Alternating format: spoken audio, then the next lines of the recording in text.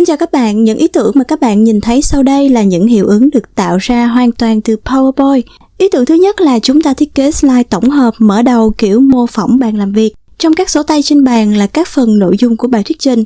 Xem nội dung nào thì bấm vào sổ tay để zoom cận cảnh vào sổ và chuyển đến phần nội dung đó.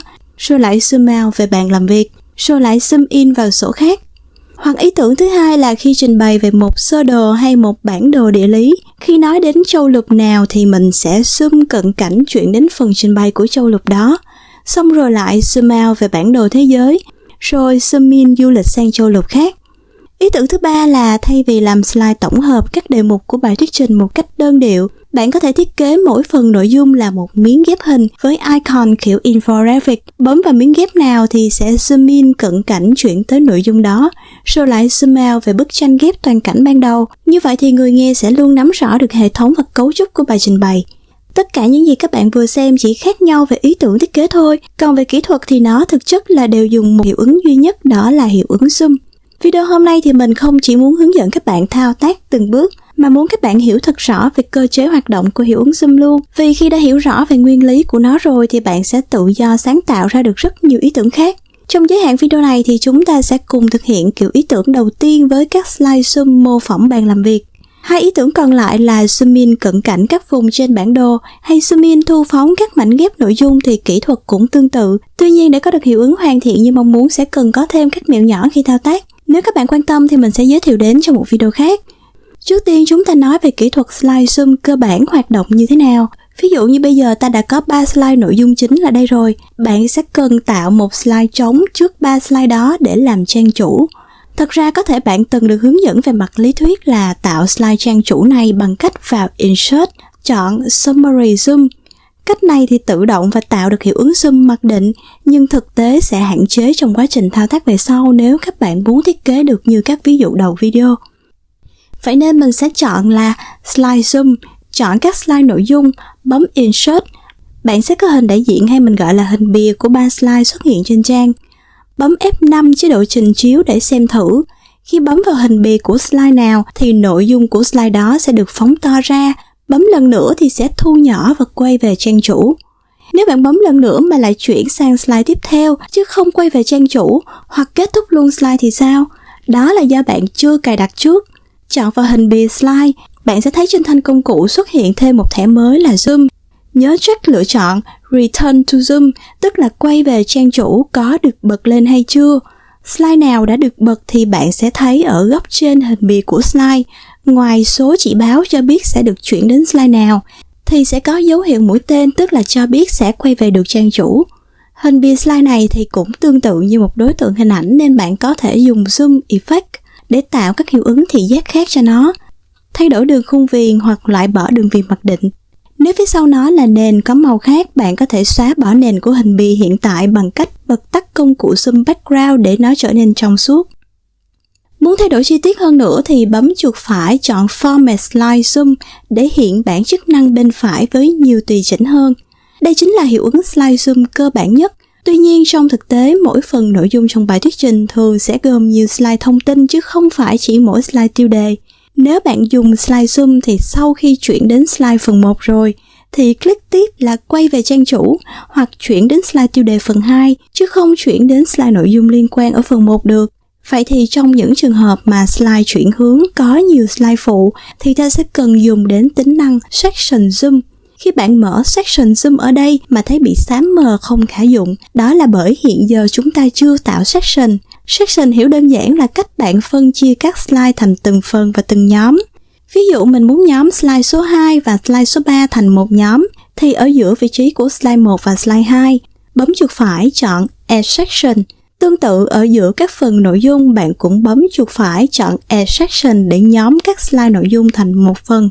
Chia phần xong rồi thì có thể đặt lại tên nhóm cho dễ quản lý.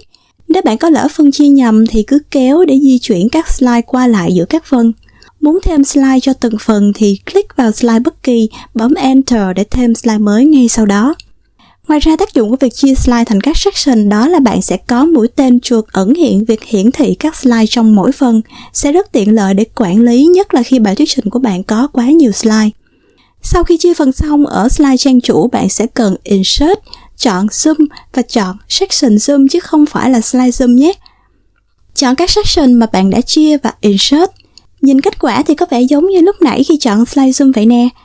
Nhưng thật ra khi bấm vào, nó sẽ chuyển đến lần lượt tất cả các slide có trong phần 1. Đến slide cuối cùng của phần 1 rồi thì mới quay về trang chủ. Hình bìa ở trang chủ sẽ được hiển thị theo giao diện của slide đầu tiên trong section đó. Ví dụ mình đổi vị trí slide nội dung trong phần 1 lên đầu section, thì ở trang chủ cũng sẽ cập nhật lại hiển thị theo vị trí mới thay đổi. Vậy nên bạn nhớ chú ý đến thứ tự slide trong từng phần nhé. Còn nếu bạn không muốn phần hình bìa này hiển thị theo slide thì sao? Chẳng hạn như tình huống bạn có phần 1 này là lựa chọn 1, phần 2 là phương án lựa chọn 2 và phần 3 là phần đáp án. Bạn không muốn người xem nhìn thấy trước hiển thị thu nhỏ đáp án là gì. Vậy thì bạn có thể giấu nó đi bằng cách ở Zoom chọn đổi hình bìa. Mình chọn một hình có sẵn trong máy tính, ví dụ như icon hay sticker phù hợp. Như vậy là hình bạn chọn sẽ được thay thế, không còn hiển thị theo nội dung gốc của slide nữa. Giờ thì bạn đã hiểu rõ cách thức hoạt động của hiệu ứng zoom từ chế độ cơ bản slide zoom đến chế độ section zoom. Giờ chúng ta sẽ tiến hành việc trang trí trang chủ theo ý tưởng bàn làm việc này nữa là xong. Mình sẽ chèn một hình nền mô phỏng mặt bàn để ở phía dưới. Mình lấy các hình ảnh đã sưu tầm sẵn để đặt lên bàn như chậu cây, ly cà phê, các loại giấy bìa, sổ tay, máy tính, bút viết vân vân, sắp xếp ngẫu nhiên trên bàn. Các hình này thì mình cũng tìm trên Google hoặc là xử lý xóa phông tạo nền trong suốt rồi chèn vào thôi. Ở một số vật thể ví dụ như cốc cà phê mình sẽ tạo đổ bóng để nó nhìn như là đang đặt trên bàn thật vậy bằng cách vẽ một hình tròn nè. Đổ màu đen, tăng độ trong suốt, vào effect chọn hiệu ứng làm nhòe viền để phần bóng đổ được tự nhiên hơn. Mình thích tự sắp xếp bàn theo ý riêng của mình nên làm như vậy. Bạn có thể dùng từ khóa để tìm kiếm các hình nền có sẵn tương tự thế này để chèn làm nền luôn nhé. Rồi giờ mình chỉ cần kéo các hình bìa của hiệu ứng zoom vào khoảng trống phù hợp để mô phỏng như thể là nội dung đó nằm trong trang giấy hay cuốn sổ này vậy. Tắt đường viền và chọn zoom background nếu muốn khung hình trong suốt và tiệp với nền của vật thể phía sau. Nếu không dùng dạng sổ hay giấy như mình thì bạn có thể sáng tạo với các kiểu khung hình mô phỏng thiết bị điện thoại hay máy tính bảng và còn rất nhiều ý tưởng bối cảnh khác nữa. Thiết lập ban đầu đã xong rồi thì giờ bạn thiết kế chi tiết các slide trong từng phần hay thêm bổ sung slide mới bao nhiêu tùy ý. Một điểm cần lưu ý là nếu như bạn để hình bìa zoom có nền trong suốt thì nó sẽ lấy nền theo phần hiển thị ngay bên dưới và phần nền đó sẽ hiển thị trong tất cả các slide của section khi zoom. Vậy nên bạn cần chủ động sắp xếp vật thể nền phía sau sao cho hợp lý tùy theo ý đồ thiết kế hiệu ứng của bạn. Hiệu ứng zoom như mình vừa làm hiện chỉ thực hiện được ở phiên bản PowerPoint 2019 trở lên hoặc bản Microsoft 365. Phiên bản PowerPoint cho Mac OS hay Windows thì thao tác của hiệu ứng zoom cũng giống như nhau. Như vậy bạn đã tạo được hiệu ứng zoom theo ý tưởng ban đầu kiểu mô phỏng bàn làm việc rồi. Những hiệu ứng tương tự như zoom in cận cảnh các vùng trên bản đồ hay các mảnh ghép nội dung kiểu infographic cũng thực hiện tương tự theo nguyên lý hoạt động của hiệu ứng zoom mà mình đã hướng dẫn. Chỉ là để hiển thị hiệu ứng hoàn thiện thì sẽ cần thêm một vài mẹo thao tác khác mà thôi.